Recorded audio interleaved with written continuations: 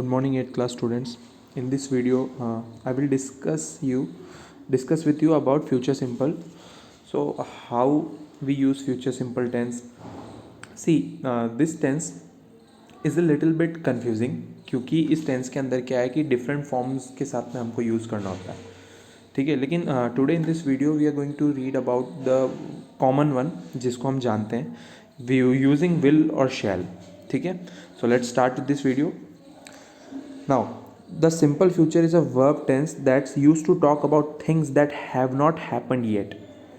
देखो, simple future ये verb tense है जो इस बारे में बात करता है ऐसी चीज़ों के बारे में जो अभी तक हुई नहीं है. हैव नॉट हैपन्ड येट, जो कि अभी तक कोई घटना जो है जो अभी तक घटी नहीं है. ठीक है ना. Use the simple future to talk about an action और condition that will begin and end in the future. मतलब सिंपल फ्यूचर को आप यूज़ करें ऐसी एक्शन के बारे में बात करने के लिए या ऐसी कंडीशन के बारे में बात करने के लिए जो शुरू भी फ्यूचर में होगी और एंड भी फ्यूचर में होगी. मतलब इसका प्रेजेंट से और पास्ट से कोई लेना देना नहीं है. ठीक है. नाउ फर्स्ट हम जैसा कि मैंने अभी आपको बताया, हम will shall, how we use simple future tense using will and shall. Although shall का यूज़ काफ़ी कम होता है, लेकिन still I'll tell you where to use shall. ठीक है. Now the formation as you might know about it, that subject plus will shall plus verb first form plus object. ठीक है. सब्जेक्ट के साथ हमें हेल्पिंग वर्ब विल या शैल का use करना होता है, एंड देन इसके अंदर वर्ब की फॉर्म हमेशा फर्स्ट फॉर्म रहती है, and then the object. Okay, now look at these examples here. Now example, Rajesh will buy new clothes for the wedding. Now Rajesh will buy new clothes for the wedding का मतलब है कि राजेश जो है शादी के लिए नए कपड़े खरीदेगा. तो ये क्या बता रहा है, ये सेंटेंस शो कर रहा है श्योरिटी. श्योरिटी मतलब एक निश्चित, कि मतलब शादी है तो उसको खरीदनी ही है तो वो खरीदेगा. ये चीज़ फिक्स है, ये प्लान जो है वो फिक्स्ड प्लान है. ठीक है ना, आप इसको ऐसा कह सकते हो. ठीक है. Now I will pay you back next week. अब इसके अंदर देखो, ऊपर वाले एग्जाम्पल के अंदर वेडिंग जो है वो फ्यूचर में, मतलब हो सकता है कि 1 महीने बाद 2 महीने बाद, लेकिन राजेश कह रहा है कि मैं कपड़े खरीदूंगा क्योंकि शादी आ रही है इसलिए मैं नए कपड़े खरीदूंगा, मुझे नए कपड़े खरीदने हैं. तो शादी इज़ इन द फ्यूचर. ठीक है, आप इसको ऐसे समझना. उसी तरह से सेकंड एग्जाम्पल कह रहा है I will pay you back next week. ठीक है, सपोज एक फ्रेंड ने दूसरे फ्रेंड से कुछ पैसे बोरो किए हैं और वो उसको प्रॉमिस कर रहा है कि don't worry I will pay you next week. Next week जब मुझे मेरी सैलरी मिल जाएगी तब मैं तुम्हें ये पैसा लौटा दूंगा. तो ये this is what this element is called a promise. ठीक है ना, एक वादा. Okay. Now will you wait for me, क्या तुम मेरा वेट करोगे. Talking about future. ठीक है, करोगे इज इन द फ्यूचर. क्या तुम मेरा वेट करोगे, कल जब मैं आऊँगा तो क्या तुम मेरा वेट करोगे. नाउ लुक हियर, जैसा कि हमने देखा है कि फॉर्मेशन है subject plus will shell plus verb first form plus object. जैसा कि आपको पता ही होगा ये अफर्मेटिव सेंटेंसेस के लिए यानी कि पॉजिटिव सेंटेंसेस के लिए ये अंदर फॉर्म होती है. लेकिन अगर यही हमें इंटरोगेटिव के अंदर यूज़ करनी होती है then we use helping verb जो है वो सब्जेक्ट से पहले आती है. So helping verb plus subject plus verb first form plus object. ठीक है, तो there it is will you wait for मी.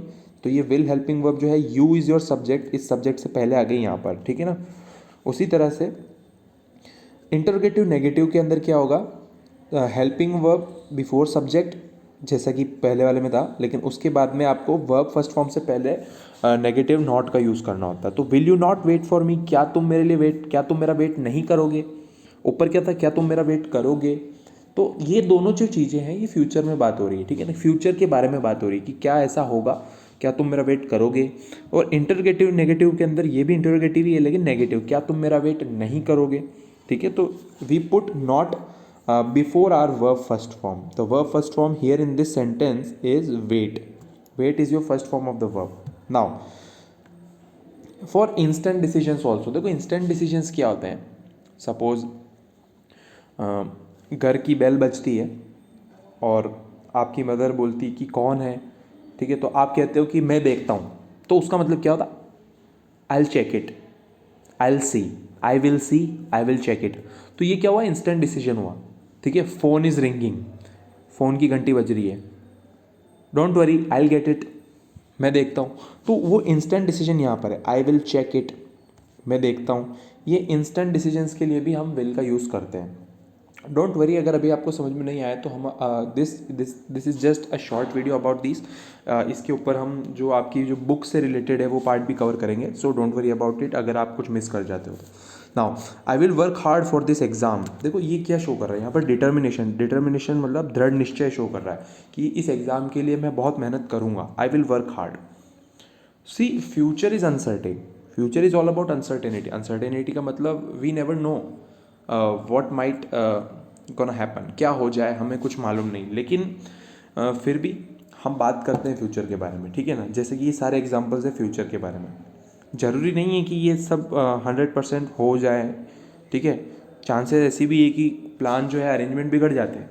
जैसे कि देखो इस साल वो काफ़ी लोगों ने बहुत कुछ अच्छा प्लान कर रखा होगा, लेकिन कोविड की वजह से सबके प्लान्स जो है वो थ्वाट हो गए हैं, मतलब ध्वस्त हो गए हैं। तो उसी तरह से future is uncertain but still we talk about future. तो ये जो है फॉर्मेशन जो है वो विल और शैल की फॉर्मेशन के साथ हम यूज़ करते हैं। Obviously there are some other formations also जिसके बारे में मैं आपसे बाद में बात करूँगा, but for now it is this. तो डिटर्मिनेशन मतलब दृढ़ निश्चय, फर्म डिसीजन, ठीक है, संकल्प जिसको हम कहते हैं। I will work hard for this exam, ठीक है। Now one thing you need to remember in this, so we use shall. अब देखो शैल का यूज़ फिर कहाँ होगा, विथ फर्स्ट पर्सन प्रोनाउन। अब फर्स्ट पर्सन प्रोनाउन क्या आपको पता है, आई एंड वी। तो ये फर्स्ट पर्सन प्रोनाउंस के साथ में हमको शैल का यूज़ करना होता है। कब करना होता है, विथ इंटरोगेटिव सेंटेंसेस। जब भी इंटरोगेटिव सेंटेंसेस में होता है तो हमें हमेशा फर्स्ट पर्सन प्रोनाउंस जो कि है आई और वी, उसके साथ में शैल का यूज़ करना पड़ता है। जैसे कि शैल आई गो नाउ, ठीक है। अब अगर आप इसको ऐसे कहोगे कि विल आई गो नाउ, तो that is also correct, but see will को हम अभी सबके साथ में यूज़ कर रहे हैं। पहले शैल का यूज़ भी होता था, लेकिन राइट नाउ दीज डेज हम विल का यूज़ करते हैं, प्रोमिनेंट है विल सबके साथ में। बट हमेशा इस बात का ध्यान रखना, जब कभी भी इंटरोगेटिव सेंटेंसेस के अंदर आप फर्स्ट पर्सन प्रोनाउंस जैसे कि आई या वी के बारे में बात करोगे, तो उसमें आपको शैल का यूज़ करना होता है। शैल वी और शैल आई। तो शैल आई गो होम, ठीक है, shall I take lunch, shall we discuss about our examination. तो whenever asking question interrogative sentences के अंदर always use shall for first person pronoun. Okay students, so this is it about this video. और अगर आपको यहाँ पे कुछ समझ में नहीं भी आया, don't worry about it. In our next video जो कि मैं आपकी बुक से रिलेटेड जो पार्ट है वो मैं उसकी नेक्स्ट वीडियो के अंदर कवर करूँगा definitely. Thank you so much for listening.